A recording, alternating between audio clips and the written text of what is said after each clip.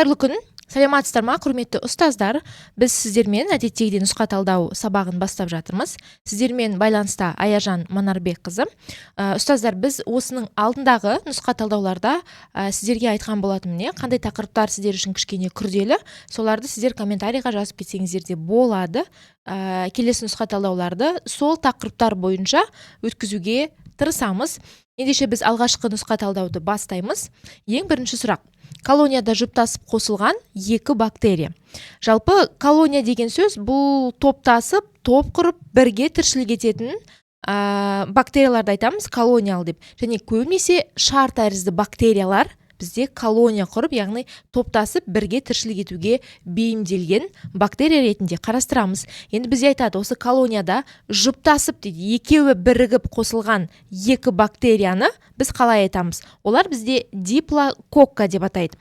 Диплокок дегеніміз, яғни екі бактерия мына суреттегідей осылай бір-біріне жанасады. Осылай екеу ғана орналасып, біз оны диплокок дейміз. Келесі тетракок дегеніміз, осылай төрт шар тәрізді бактерия бірге осылай төртеу болып жанасып, куб сияқты пішінде орналасса, оны тетракоккалар деп атайды. Стрептококкалар дегеніміз шар тәрізді бактериялар біріне бірі жанасып, бір түзу сызықтың бойында орналасатын болса, біз оны стрептококкалар деп атаймыз. Ал стафилококк дегеніміз, осы шар тәрізді бактериялар кәдімгі жүзімнің бір сағы сияқты топтасып бір-біріне тығыздалып осындай формада тіршілік ететін болса, оны біз стафилококк деп айтамыз. Келесі, екінші сұрақ. Алғаш рет дененің екі қабаты пайда болған тип. Жалпы бұл варианттарда қарасаңыздар, омыртқасыздардың типтері берілген. Жалпы негізінен жануарлар дүниесін біз Ламарктың жүйелеу бойынша омыртқалысыз және омыртқалылар деп екіге бөліп қарастырамыз ғой. Эволюция барысында ең алғаш пайда болған әрине омыртқасыздар. Оның алғашқы өкілі ретінде қарапайымдылар, сосын губкалылар, қарапайымдылар, шекқуыстылар, сосын уже құрттар кетеді, ары қарай. Енді омыртқасыздардың эволюциялық дамуының ерекшелігі, оларда дене мүшелері де бірінен кейін бірі дами отырып, жаңа белгілерге, жаңа қасиеттерге ие болды, жаңа дене қабаттары пайда бола бастады. Мысалға, біз қарапайымдылар айтамыз деп, бір ғана жасушалы, амеба, жасыл евглена, кірпікшелі кебіше деген сияқты, олардың тек бір ғана жасушасы бар денесінде болды. Одан кейін губкалылар кетеді, уже алғашқы көп жасушалылардың өкілі ретінде. Одан кейін дененің екі қабаты пайда болған экто және энтодерма, яғни дененің сыртқы қабаты мен ішкі қабаты пайда болды, ол ішек қуыстыларда. Енді ішек қуыстылардың өкілі ретінде біз гидраларды айтамыз, теңіз маржанды полиптер деген сияқтылардың бәрін осыған кіргіземіз. Енді ішек қуыстылардың ерекшелігі, оларда сыртқы эктодерма және ішкі энтодерма қабаты пайда болды. И осы қабаттағы жайлап дене мүшелеріне бастама бере бастады. Осы ішек қуыстылардан кейін бар, бізде уже құрттар пайда бола бастады. Ең алғашқы құрттың типі бізде жалпақ құрт болды. Вот именно жалпақ құртта біз алдыңғы нұсқаларды талдаған болатынбыз. Осы экто мен эндодерманың ортасында мезодерма, ортаңғы қабат, бұлшықет қабаты осы жалпақ құрттарда пайда бола бастады. Байқасаңыздар, эволюция барысында күрделі өзгерістерге ұшырап жатыр. Сосын бұлтық құрттар. Бұлтық құрттарда ары қарай уже қан тамыр, қан тарату жүйесі қалыптасты. Сосын жұмыр құрттарда алғашқы дененің қуысты бөлігі, қуыс қабаты деген сияқтылар қалыптасқан болатын. Қуысты дене қалыптасты. Келесі, сопақша ми арқылы жүзеге асатын қорғаныш рефлексі. Жалпы біз білеміз, сопақша мидың қызметі десе, бірден жүрек қан тамыр жүйесінің қызметі, тыныс алу жүйесінің қызметі және де ас қорыту жүйесінің қызметін айтамыз. Сондай-ақ жалпы зат алмасу процесін реттеуге қатысады және қорғаныш рефлекстері де осы сопақша мидың реттелуімен жүзеге асады. Ол қорғаныш рефлекстері дегеніміз не? Ол ас қорытуға қатысты және тыныс алу процесіне қатысты болатын қорғаныс рефлекстер. Мысалға, жөтелу, түшкіру, құсу, лоқсу деген сияқты процестер. Мына жерде бізде дұрыс жауап В деген жауап болады, құсу. Яғни жағымсыз иіс пайда болғанда, немесе ұнамайтын жағымсыз бір дәмге ие тамақ жеген кезде бізде лоқсу, немесе жақпай қалса құсу деген сияқты процесс болады. Ағза, яғни ағзадағы ас қорыту жүйесіндегі бөгде заттардан құтылу мақсатында осындай процесте жүзеге асады. Яғни құсу қорғаныш рефлекстің түрі сопақша ми арқылы реттелінеді деген сөз. Келесі төртінші сұрақ. Жапырақтың бағаналы ұлпасына тән сипаттама. Біз білеміз жапырақтың ішкі жұмсақ ұлпасы немесе біз паренхимасы деп атаймыз. Ол екі түрлі қабаттан тұрады. Үстіңгі қабаты бізде бағаналы ұлпадан, және оның астында қабаты борпылдақ, кеуекті жасушалардан тұрады, немесе паренхимадан деп айтамыз. Бағаналы жасушалардың ерекшелігі, олар бір-біріне өте тығыз жанаса орналасады, и олар үстіңгі өң, яғни эпидермистің дәл астында орналасады. Цилиндр тәрізді бір-біріне жанасып орналасқандықтан, олардың арасында ешқандай жасуша аралық қуыстар болмайды. Сол себептен Д деген жауапты біз дұрыс жауап ретінде қарастырамыз. Енді осы бағаналы жасушаның астында борпылдақ жасушалар орналасады деп айттық қой. Борпылдақ жасушалардың ерекшелігі уже олардың арасында бос кеңістіктер, кеуекті қабаттар болады. Ол бос қабаттар CO2 газының жинақталуына әсер етеді, яғни сол жерде ауаның жинақталып тұруы, кейін олар фотосинтез процесіне қатысады деген сияқты осындай процестер жүзеге асу үшін қажет болады. Және осы жерде айтып өтетін тағы бір жағдай, бағаналы жасушалар, олар дәл жапырақтың эпидермистің астында, яғни күнге тікелей байланысты жоғарғы қабатта орналасқандықтан, ол жерде хлорофилл пигментінің саны басым, және фотосинтездің аса көп бөлігі осы жасушаларда жүзеге асады. Келесі 5-ші сұрақ. Адамның тыныс алу механизмі. Жалпы тыныс алу механизм кезінде мына процестердің қайсысы орын алады деген сөз ғой. Біз тынысты ішке алған кезде деген сұрақ. Осыған назар аударайық. Енді айтады бізде өкпедегі қысым жоғарылайды, өкпедегі қысым төмендейді, вена қаны жүрекке бағытталады және көкет күмбезденеді. Бұл 8-ші сыныптың биологиясы бойынша тыныс алу және тыныс шығару механизмі дейтін сабақ бар ретінде.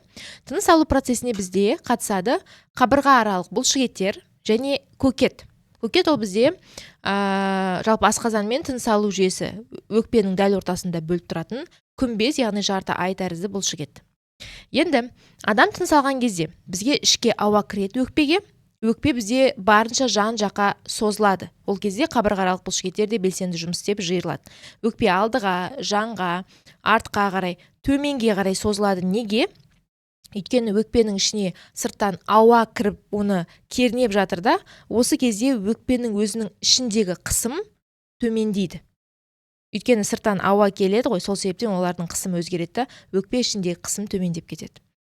Тағы да ары қарай егер жалғастырып айтатын болсақ, өкпе ішіндегі қысым төмендейді, өкпе ішіне өйткені ауа толады, сөйтеді де бізде қабырғаралық бұлшықеттер жиырылады, өкпені алдыға қарай, жанға қарай, төменге қарай созады да, ал көкет бізде асқазанға қарай өзінің күмбезін жайып, былайынан басылады. Өйткені өкпе ауамен толғаннан кейін оны итереді ғой төменге қарай. Ал тыныс шығару кезінде барлығы керісінше болады.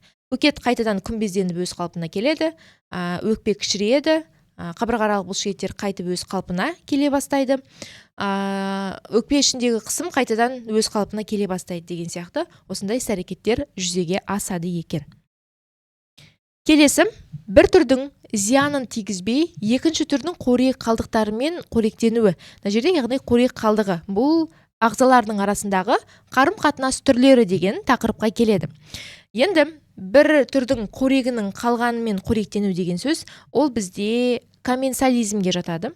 Неліктен? Жалпы комменсализм ол бізде серіктік қарым-қатынас дейміз, бір ағза пайда табуы мүмкін, екінші ағза оған мән бермейді.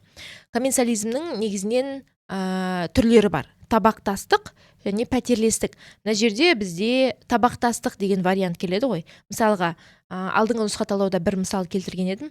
Мысалға, жабайы табиғатта арыстандар, жолбарыстар өзінің жеген жемтігін, тамағын соңына дейін жемейді. Соңында қалған қалдығын қорқау қасқырлар, гиеналар келіп, олар қалдықпен жеп қоректеніп атады. Арыстандар бірақ оған ешқандай қарсылық білдірмейді, өйткені олар өз тамағын жеп алды деген сөз ғой.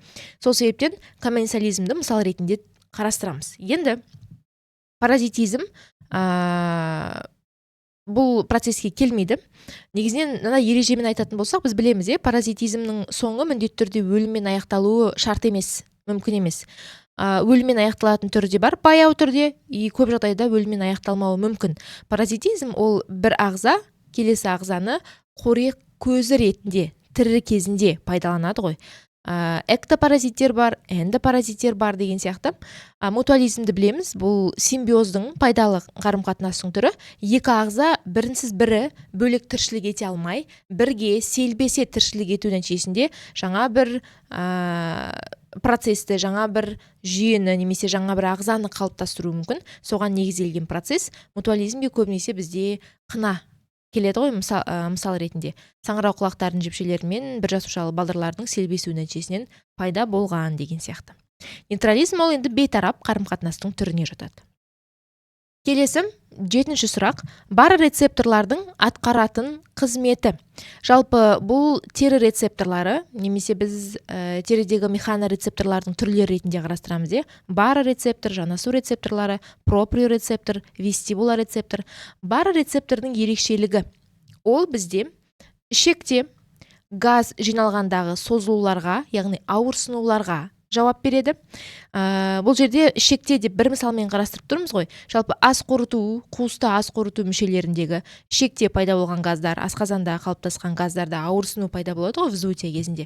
Немесе қан тамырлардың ішіндегі қысым өзгерген кезде де осындай процестің бәрін сезіп, орталық жүйке жүйесіне сигнал беретін осы барорецепторлар. Келесі, басты ию кезіндегі жылдамдықпен тербеліске жауап қайтарады. Бұл бізде вестибула рецепторлар ғой. Жалпы вестибула рецептор біз білеміз, ол тепе-теңдікті жүзеге асыру үшін қажет. Қанқа бұлшық еттерінің жиырылуы кезіндегі созылуларға жауап береді. Бұл проприорецепторлардың қызметі. Проприорецепторлар дегеніміз, яғни ол бізде қанқа бұлшық еттерінде орналасып, түрлі созылулар, жиыру деген сияқты процестерді жүзеге асырады екен. Келесі, бұлшық ет ұлпасының қызметі. Жалпы бұлшық ет ұлпасының біз білетін 3 қызметі бар. Ол, яғни жиырылу, жазылу арқылы біздің ағзамызды, бұлшық еттерді, қаңқамызды қимыл қозғалысқа келтіру. Сол себептен бізде дұрыс жауап С жауап болады. Яғни қимыл қозғалысты қамтамасыз ету. Мүшелер жұмысын үйлестіреді. Бұл бізде жүйке ұлпасының қызметі. Жүйке ұлпасы үйлестіру, яғни барлық мүшені біркелкі басқару, қызметтерін реттеу деген сияқты. Осындай қызметтерді атқарады. Және бұлшық ет ұлпасының 3 қасиеті бар. Ол бізде біріншісі жиырылғыштық, сосын қозғыштық және шаршау дейміз ғой біз. Шаршау немесе қажу деп айтамыз. Осындай 3 қасиетке ие. Ол да тест тапсырмаларында кездеседі сіздерде міндетті түрде. Келесі, 9-ші сұрақ, бұл синдромдарға берілген. Енді көпшілігінде әр синдромның белгілерін жаттау қиынға соғып жатады. Бірақ жалпы моносомия, трисомия кезіндегі әр синдромның бірінен бірін айырмашылығын білдіретін белгілері бар. Мысалға, шүйденің тегіс болуы, Даун синдромында, кеңсіріктің үлкен жалпақ болуы деген сияқты. Сол сияқты хромосомасында да ерекшеліктер бар. Мысалға, Эдвард синдромының ерекшелігі біз білеміз, ол 18-ші хромосомада плюс 1X хромосоманың қосылып кетуінен трисомия пайда болады. Яғни біз мына суреттер бойынша іздейміз. Мысалға, А суретін қарайықшы.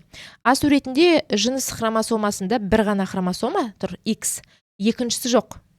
Яғни бұл X0 деген синдромға келеді, ол әйел адамдар ауыратын Шершевский-Тернер деген синдромға келеді. А деген белгіні қарайық. А белгісінде байқасақ бізде мына жерде 18-ші хромосомада плюс X артық қосылып тұр. Яғни бізге де қажеттісі осы жауап қой. Яғни біз мынау В деген вариантты дұрыс жауап ретінде қарастырамыз. Енді Б суретін қарайықшы. Бұл жерде байқасаңыздар, адамның кариотипі толық берілген. Кариотипте 46 хромосома толық берілген. Бұл дені сау адамның кариотипі. Ал В деген суретте байқасақ, бізде 21-ші хромосомада плюс X болып тұр. Бұл бізде Даун синдромы. Яғни осындай синдромның әр түрін сізге суретпен беріп қояды да, осындай тест тапсырмалары келе береді. Тіпті контекстік тапсырмаларда осылай келе алады. Келесі, бүйрек синтездейтін гормон. Жалпы осы бүйректің қызметі, сосын бүйректегі зәр түзілуге байланысты АДГ гормоны вазопрессин деген бар ғой. АДГ-ның гипофункциясы, гиперфункциясы деген сияқты. Осы тақырыптарда гормондар өте көп айтылады, процестер өте көп айтылады. Ал бүйрек синтездейтін негізгі гормон, ол бізде ренин деген гормон. Инсулинді білеміз, ол ұйқы безінен бөлінеді, ішкі секрециялық. Иодапсин мен родопсин бұл көздің торлы қабатында. Иодапсин ол бізде құтышаларда болатын пигмент, родопсин ол бізде таяқшаларда болатын пигмент екен. Жалпы ұстаздар, осымен сіздерді нұсқа талдауымызды аяқтаймыз. Келесі нұсқа талдау міндетті түрде болады. Келесі сабақта кездескенше сау болыңыздар.